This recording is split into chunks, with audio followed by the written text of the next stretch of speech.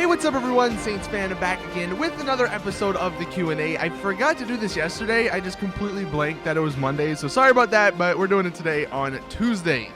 Now, if you do have a question for next week's episode, all you have to do is go on Twitter and tweet with the hashtag AskSaints, and I will see it. But hopping into this as usual, the first question from Dominator Ducky. What are your favorite things to do in GTA Online? So at the moment, I kind of have a little ritual. When I get in GTA Online, I spawn at my CEO office, so I'm there at the desk where I can call for an import-export car, and usually I'll call for an import-export car if it's a top-end one, which usually it is because I have my entire warehouse filled up with this medium and the lesser cars, so usually it'll spawn a top-end car. I'll go to my elevator, call my cargo bob, just in case I need it for the mission. I'll go get the car, bring it to my garage, and then from there, sometimes I'll call one of my special cars. Like if I'm feeling like it, I'll drive the Ruiner out of my garage and go mess around with that until it blows up usually. And then from there, I mean, depending on what I'm doing, if I'm recording a video, I'll go do that. If I'm just, recording for gameplay, I'll go have some fun, do some crazy stuff. Sometimes I'll get on and just drive around. I mean, that's usually what I'll do. I don't know if you guys are like me, but just driving around in, various cars, that's why I love the import-export DLC so much. But just doing that with the cars I own, like with the Comet, the Nero, the LG Custom, the Spectre that just came out, that's sort of my ritual. And then from there, if I want to do a mission or an adversary mode or something, or I don't know why I would say adversary. I don't think I'd ever play an adversary mode unless I was getting double money for it. But you get the point. I'll do whatever after that, whether it's another import-export mission, but that's kind of my ritual. Let me know in the comment section, because I'm kind of curious. Like, what is your ritual when you get in GTA? Next question, Twitchy. What do you think the next DLC for GTA Online will be? Well, I think we kind of know what the next DLC will be. I mean, not officially, but the Valentine's Day DLC. That's in February. That's early February. That's a few weeks away, and considering Rockstar have done a DLC for Valentine's Day every single year since GTA has come out, then for sure I think that's going to be the next DLC. Now, what it will include, we don't know. I don't think it's going to be another version of the Roosevelt. They might do some sort of other theme for it. Instead of the gangster theme, they might do some other theme. I don't know what would fit a Valentine's Day, DLC, but that's definitely an option that they have. But for sure, I think the Valentine's Day DLC is going to be the next one. And who knows? Maybe we'll get an idea when that DLC drops, because we'll have to download it. Maybe we'll get an idea as to what the following DLC will be, because they might have some stuff in the game files. But we'll have to wait and see until, I think, February 14th? That's when Valentine's Day is. Lewis with the next question. Do you think Rockstar would take their time to update existing content?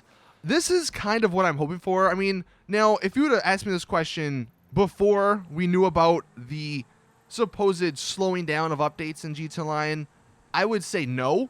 But it kind of makes sense. If they are going to be slowing down, if they are going to be releasing less updates, then it would make a lot of sense to sort of go back and fine-tune and fix and make perfect on the updates they have released. So I would like to think so.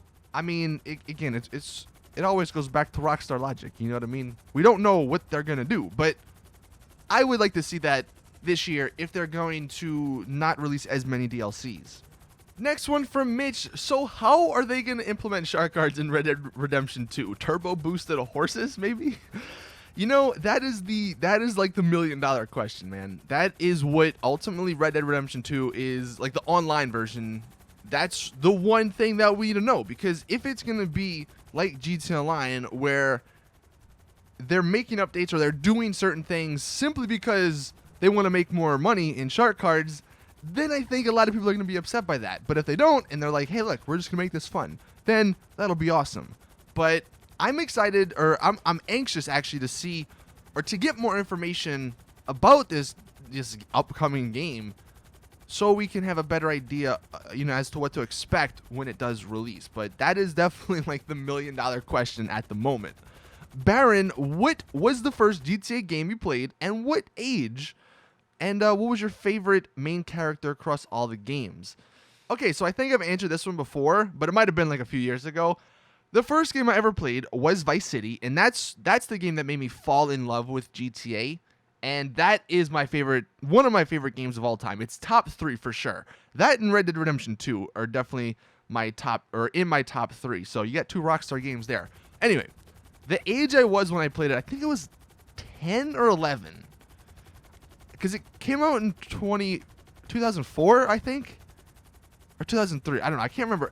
I was either 10 or 11. I know that. I had to get my mom to actually buy the game, which was in and of itself a funny story because I had to like convince her that all the stuff on the back that said like nudity, cursing, and violence, that they just put that on every game to make, I don't know. It was a weird time, man, back then. But that was my game. Favorite main character, it'd have to be Tommy Vercetti. I mean, I never played San Andreas, which I know you could hate me for, but whatever. Nico Bellic was cool, and the 3 guys in GTA 5 were all cool, but Tommy Vercetti, man, I just love that setting. I just loved everything about that game, so I think that's why I might be a little bit biased, but I think he'd have to be my favorite main character. Nathan, will there be any more cars, or are they done bringing them? I would say that, again, going back to them saying, or, you know, the Rockstar sources saying that this year they're going to sort of slow down on DLCs, I think there's actually a better chance of us getting more cars than like more gameplay features. You know what I mean? So I'm going to assume that this year they'll have a lot more of those secret January style updates from last year where they release Assault and Arrest and the Banshee 900R. I would actually really like that. I mean, yeah, it sucks that there won't be any new gameplay features or whatever you want to call them, like the import-export DLC or the CEO missions or the biker missions, but having new cars every month perhaps could be cool. Smite, would you like Rockstar to add an option that makes everything more realistic? Car physics, more vulnerable character, etc. So basically, would I like a hardcore mode? Dude, I would love a hardcore mode. Now, some of the stuff might be a little annoying, and some of the stuff might not be very practical. Just, for instance, having like a manual transmission or, you know, manually shifting your car, that probably wouldn't work too well. Having to fill up your car with gas, I know that's a cool idea, and I've seen some people want that, but I feel like you would get annoyed by it after a while. But a hardcore mode where the radar's off, maybe you do have less health or something, I think that'd be really fun. It would raise the stakes, I think, in GTA, because you wouldn't know where people were at. You would maybe die in, you know, 1 or 2 bullets, depending on what gun they're using. You'd have to be more careful, because maybe you would actually die from getting in a car crash, which might be interesting. I for sure would love a hardcore mode, and I don't think we'll ever get it, unfortunately, apart from mods on the PC. But, you know, for you console guys, I don't think it's going to be an option that Rockstar will ever add, which is unfortunate, because I think, you know, a hardcore mode could really, especially if they're not going to be releasing DLCs, if they want people to come back and sort of have a different experience and sort of breathe new life. I always say that term, but breathe new life into the game. Having a hardcore mode would definitely do that, in my opinion. But let me know in the comments if you would like a hardcore mode. And then the final question, the question of the day from Kelsey. Did you enjoy GTA more when it first dropped, plus everything was quite basic, or more now since basically like all the DLCs have come out? That's a tough question. That's a good question. And I want you guys for sure to let me know in the comment section. If you played like from the beginning, do you like it more now, or did you like it more then? I can see the pros and cons to both. That's really a tough question. I don't know. I mean, back then everything was new and everything was fun. Like no matter what it was, you got blown up by a Hydra, or not a Hydra because they only had the lasers back then, but it was fun. You're like, oh man, the dude's got a laser. You know what I mean? It's like you're freaking out about nothing, like the stupidest things. So I might have to give it to back then. But on the flip side, you know, Rockstar have done an amazing job with all the DLCs. And today, GTA is nothing like it was when it first began. All the amazing cars, all the amazing, like the CEO, the VIP, the biker missions, the import-export missions, heists. I mean, the list goes on. I don't know if I could really answer that, but you know what? I'm not going to answer. I'm going to let you guys answer that in the comment section. But that is it with the Q&A. Thank you all for watching. Please drop a like if you enjoy. Subscribe for more every single week. And as always, I'll see you guys in the next one.